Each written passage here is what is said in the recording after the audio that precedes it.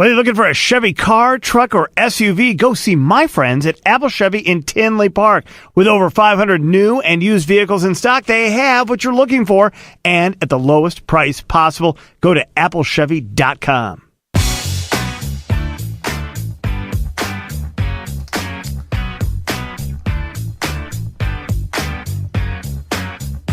All right, now we've been talking about this all day. Put in the promo overnight. It scared America, the promo.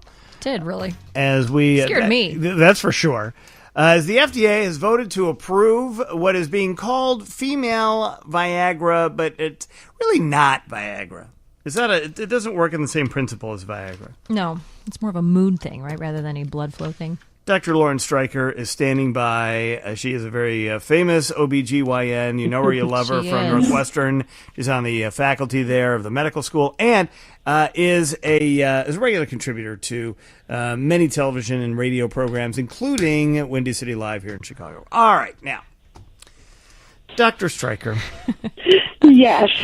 I love that you've been talking about it all day because I've been talking about it all day. I saw you last night, and it looked like it was sort of the end of the interview day for you. And you had sort of this frazzled look on your face, like you've been saying, screaming. Thanks a lot. No, listen. You never have a frazzled Listen look. to what I'm saying. You had this frazzled sort of expression because you were like, I've been saying this all day. If you hate your husband, it won't work. Stop I love that asking line. me the question.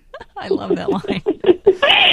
I just got off CNN, and Richard Quest asked me the same question. Is this going to work for everybody? No, if you hate your husband, it won't work.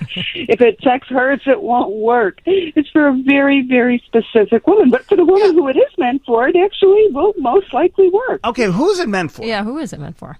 It is meant for the 1 out of 10 women in this country who have a low sexual desire, even though they're in a loving, stable relationship, even though sex doesn't hurt. It's just as if the libido switch is on the off instead of the on setting. They don't think about sex. They don't care about sex. They don't fantasize about sex. And as you just said, in your lead-in, this is not a blood flow problem. It's not Viagra. We call it female Viagra because it's been dubbed that. But, Viagra, of course, increases blood flow to the genitals. This does not. What Addy is the new name for flubanserin. Addy works on the brain. And essentially, we know in that libido cocktail, there's a lot of ingredients. And aside from hormones and actually liking the person you're, naked in bed with and all of that, there also has to be balanced neurotransmitters like dopamine and serotonin, which makes sense because we all know that a lot of people on antidepressants have very low libido, and it's because you have that balance of those neurotransmitters that gets messed up. So essentially what Addy does is it takes this population of women that just doesn't think any sexy thoughts, and it flips that switch so that their neurotransmitters are balanced and functioning. And it works, and it works. I mean, in the clinical trials, there were 11,000 women in the clinical trials, which was huge. And there was a 53% increase in sexual desire, and there was a doubling of satisfying sexual events.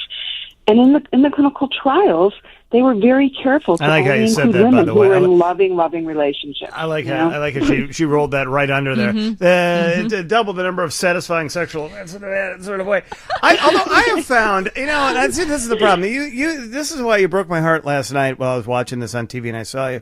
Is that which one were you watching? ABC. It was the ABC one where you looked in and you're like, oh, come on! Because I realized I had no idea that the women had to like me to enjoy the sex with me because that will never happen. I'm famously disliked. Now, let me ask you this. There's a warning on this for severe side. All these have very, very funny side effects to them, right? Yeah. This does not have the 4-hour side effect, but this has a big one, which is it's going to be a boxed warning that says do not take this with alcohol. Or let me explain that. Explain that part. That was huge, and there was a lot of objection at the FDA meeting. I was there at the meeting in July when there was very spirited, as you can imagine, discussion about this. So here's the deal. In the clinical trials, 58% of the women in the clinical trials identified themselves as social drinkers. They didn't say, do you have 1 drink or 5 drinks? They just identified themselves as social drinkers, and they had no problem at all. There were no issues. There were no serious side effects. But then the FDA said, wait a minute, we've got a lot of binge drinkers in this country, and, we're kind of worried about that. So they actually made the company go back and do what they call an extreme alcohol test. And for this extreme alcohol test, and I'm not making this up, they had 25 people in it. First thing in the morning, on an empty stomach, they had to drink half a bottle of wine in 10 minutes after they took their AID, and then they saw how they felt. And surprise, surprise, they didn't feel so good. Who would? People passed out, their blood pressure dropped, they felt awful.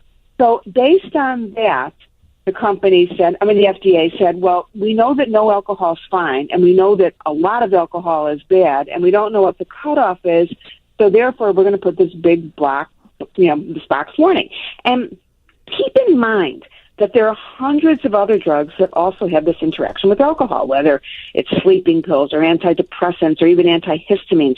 So, that's okay. You can have the warning, but I think what we really need to look at is that in the big group, in the clinical trial, of women who were just drinking socially, they didn't have any problems. So, basically, I'm going to say to my patient, if you're going to have a pitcher of margaritas, don't take it tonight. Okay. I bet if you're going to have a pitcher of margaritas, you might not need it tonight. You know what I mean? I found the dirty martini works just as well as whatever this fulbancerin or whatever it's called. I would put up my dirty martini against fulbancerin any time for a. You can do that study, Ro. Yeah. I will. Let's do it. Women, we'll get clinical. And we'll do it. It'll be fun. We'll see. Now they don't have to like me, right? Because that's an important point. No, they do, no. don't they? They can pretend. But that's what I love about it, Dr. Stryker. Everyone's making such a big deal about the serious side effects on this and the alcohol and that kind of stuff. Have you listened to those male libido drug advertisements? The stuff they say at the end, like heart attack, death, 4 hours, go to the emergency room. It's like, what? Those are side effects. And this is the big point, is because the men get to make the choice, and that's the whole point, is that Viagra has been out for years, and when they fill their prescription, they're told, you can have, cardiovascular collapse and visual changes and die. And they're like, well, that's right. Okay, I'm okay. I'm good for it. Game on. Let's go. And all we're saying is that women should get to make the same decision.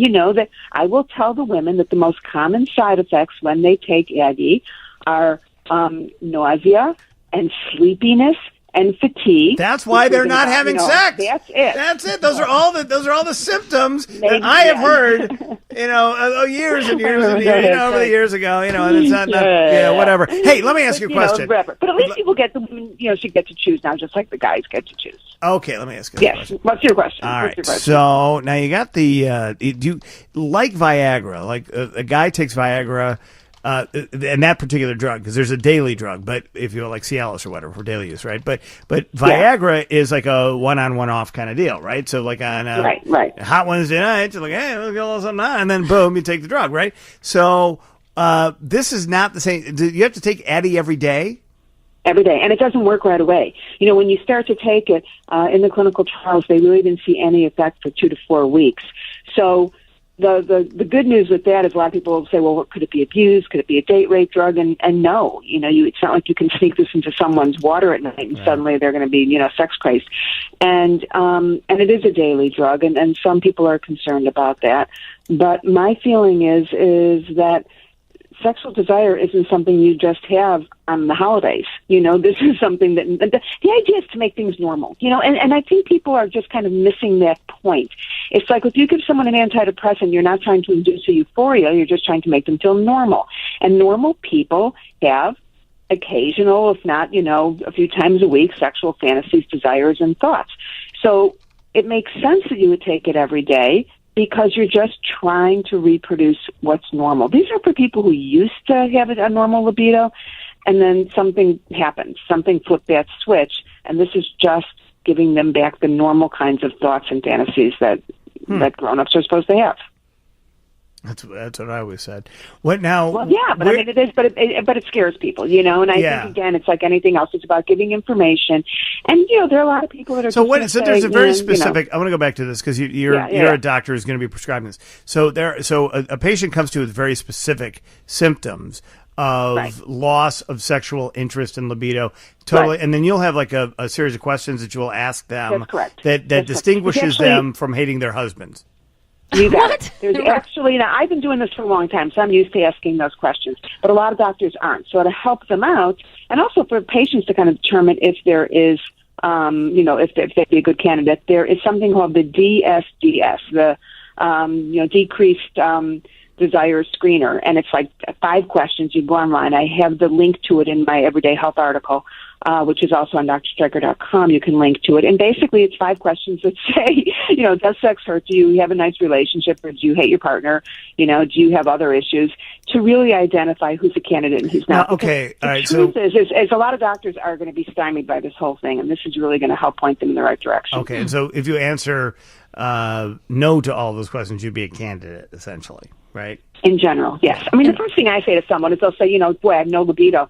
And I'll say, well, last time you had sex, how'd it go? And they'll go, oh, my God, it hurt like hell. I'm like, okay, well, then I guess that makes sense that you don't want to do something that really hurts a lot. So maybe we should fix the pain first and then circle back to what's going on with your libido. And it seems like such a basic thing, but you'd be surprised how many doctors don't go down that road, and quite frankly, how many people are. All they're knowing is that they don't think about sex, and they don't think about the fact that there's a physical reason. So you really have to pinpoint what the problem is, and then that way you can really help somebody. I think some people think that as they get older, they just think, oh, well, this is just what happens, right? But it doesn't. Well, it is. I mean, there's no question that biologically we are meant to reproduce. That's why we have sex. And as we're no longer able to reproduce, then, we do definitely have a decreased libido.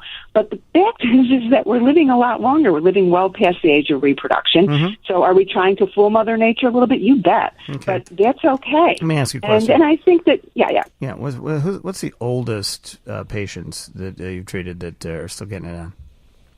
Well, in the clinical trial, the FDA has only approved this for premenopause women, but there was another study that was done. It's called the Snowdrop study, in which they looked at postmenopause women, and it worked for them as well. And I'm not sure what age it went up to, but they're, clearly in 60s, 70s. No, I'm asking you. The oldest you ever had in your practice.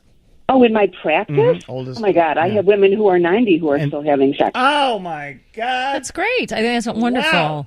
Wow. Yeah, how old are the guys? Is it like a 90-year-old guy? He's younger. Oh, my God, no. No, they're going for... Like they're going for a 70-year-old? Yeah, they're going for the young guys. I actually have a patient who's 90, and she's very upset that her 80-year-old boyfriend broke up with her because he thought that she couldn't keep up with him, so she was looking for another boyfriend. Ooh. But also, keep in mind that sex in your 80s and 90s is not necessarily, kind of standard straight intercourse, that they're a whole lot more creative. Yeah, you can snap a hip right there. Because, body doesn't always cooperate. But yeah, I mean, there are plenty of people that are still having pleasurable sex. And when it comes down to it, it's not just about pleasure. It's about intimacy. It's about relationship. Right. It's about self-esteem. It's about feeling young. I mean, there's a lot of reasons. Mm-hmm. Those are my rules right there. Yeah. But, this is all important stuff. And honestly, long before Fulbancer and, Eddie got FDA approved, this is why I wrote Sex RX, my book, because it was addressing the fact that, relationship's important, and there are a lot of other books that talk about relationship, but it is time to address all these physical, hormonal, and medical things that can sabotage your sex life. Right. And I have a big section on Fulbancer in my book, which was, of course, before it was approved, and now, of course, my book is officially obsolete. Okay. So I have to... But there'll be a new edition of it. Sex RX is the book. It's actually very, very good. We talked about it a lot on TV and radio over the last year. All right, Dr. Lauren Stryker from Northwestern, thank you. Thanks, Dr. Stryker. Thanks for having me. You're welcome. Take care. All right. Got some rest, Bye-bye. right? Yes, exactly. So much talking. Hey, let me tell you, that 90-year-old should be getting some rest. If anybody should be getting some rest.